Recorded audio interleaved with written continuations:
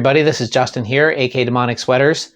Today I've got another drum lesson video. Now this one's more of a drum concept that I've been working on over the past couple of months. And what I'm calling this is the art of quiet drumming.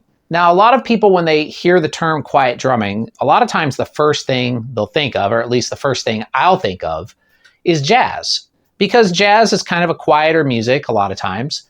And a lot of times, the drums are playing a little bit more subdued than they would in a genre like rock or, pop or something like that. But not always. Like there's some jazz that is extremely loud. Look up the group Last Exit if you really want a good example of this. Last Exit are considered jazz to some extent, and they are probably one of the loudest bands that ever played. So it's not always quiet, but a lot of people do think of that. Another thing that I think of when I hear the term quiet drumming is the old show MTV Unplugged. Now, I don't know if you're old enough to remember that show, but basically what it was, and maybe it's still on, I don't know. Who watches MTV these days? I have no idea. What that show essentially was popular bands playing unplugged versions of their songs where instead of electric guitars, they would have acoustic guitars, and the drummer would play with something like these, which are bundle sticks or hot rods on a drum kit, and just play basically the same thing they were playing originally, just quieter and not hitting as hard, and using these, bundle sticks in place of regular drumsticks. So this concept that I have been working on is neither of those. Because the music that I'm playing or that I'm making it's not jazz. I don't know what it is, honestly. It's experimental.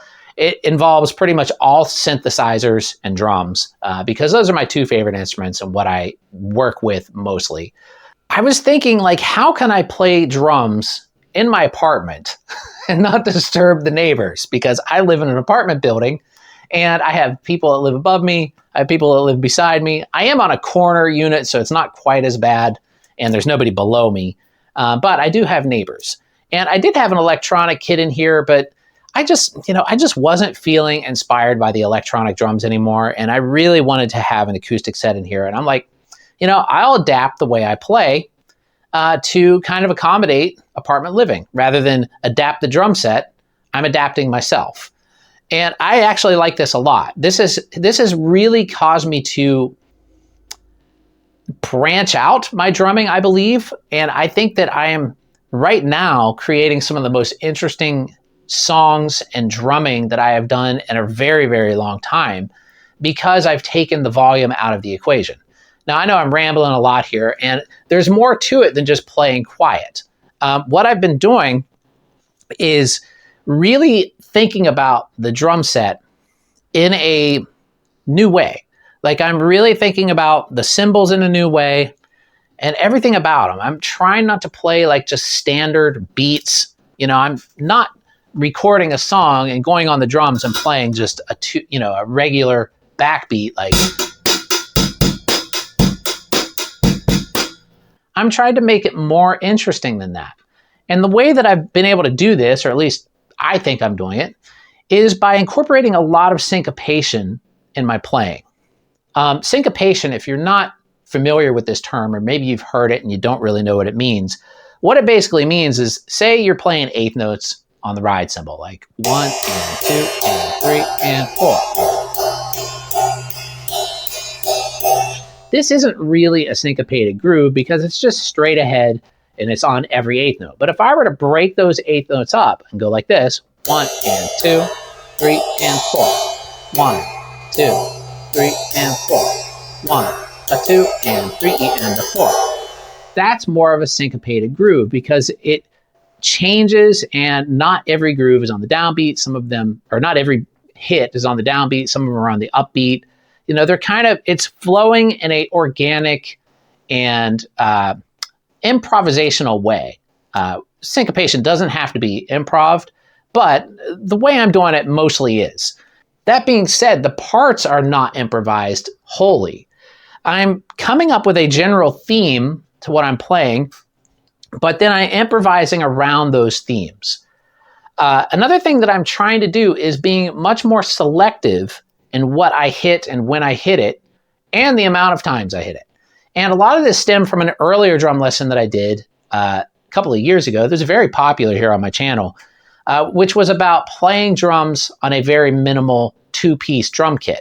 In that video, I was talking about how you could use the kick drum like as a tom in a way, you know, for a fill, or just kind of isolate drums in one part of a song and, you know, just play on the snare or just play on the kick, just play on a cymbal or something like that to give you more variety rather than just playing a straight ahead 4/4 groove the entire time, which will get old not only in playing it, but also listening to it. It's a less is more approach. In this quiet drumming concept, I'm continuing in those ideas, but I'm also being even more selective because I have more pieces to work with here. But that also makes those pieces stand out more if you use them in a very selective way. For example, the hi-hat pedal.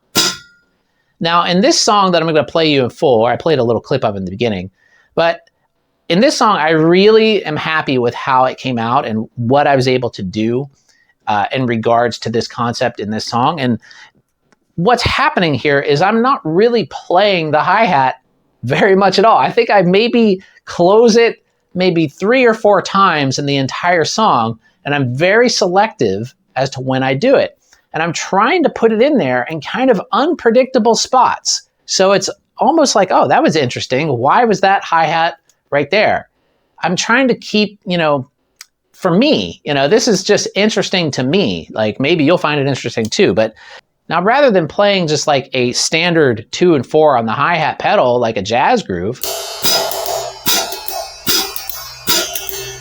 what I've decided to do is do more of a syncopated groove on my ride and then very selectively add in a hi-hat in kind of unpredictable places. Like, for example, I could do something like,